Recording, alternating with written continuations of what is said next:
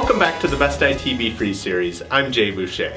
In our third and final installment with Chief Security Officer Jim Mapes, we're going to talk about what is a security assessment and what can you do to protect yourself in 2015. Here's more from our conversation. So Jim, what type of services should these healthcare organizations be evaluating to prevent some of these issues? Great question.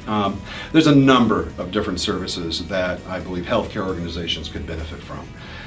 One of those services would be some sort of threat and vulnerability intelligence. Too many of the organizations do not know the basic tenets of what we're taught in Sun Tzu's Art of War. And that is essentially, know your enemy as you know yourself. They don't know their enemy, they don't know themselves. And what I mean by that specifically is that they don't understand what threats they're facing. They don't understand who's trying to hack them. They need to know that, and that's really important. And that's information that can be given to them by a third party. Equally important is to know where their weaknesses are, and they don't tend to know that as well.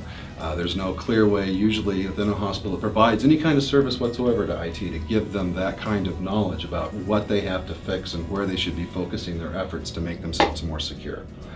Additionally, they need to look towards improvement in their IT infrastructure, because all too often the weaknesses that we experience in an information security program actually tie into weaknesses within the IT department itself.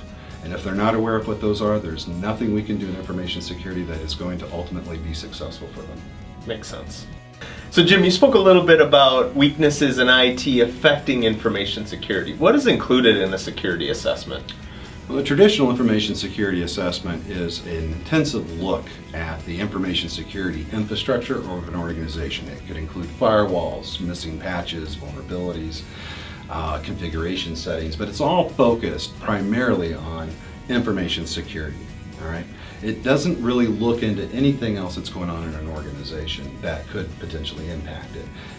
Therefore, I don't believe that just an information security assessment is really enough, especially with the challenges being faced in 2015. So looking at the bigger picture, do they have to look at more beyond just information security?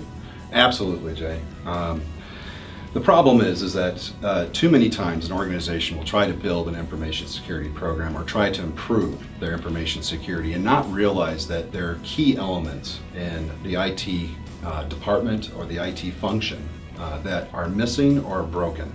The information security department or program or technology that they're using has to be anchored into a foundation that's solid, and the IT function is that solid anchoring foundation. If it's cracked or broken, nothing that's built on top of it is going to stand. It'll all fall apart.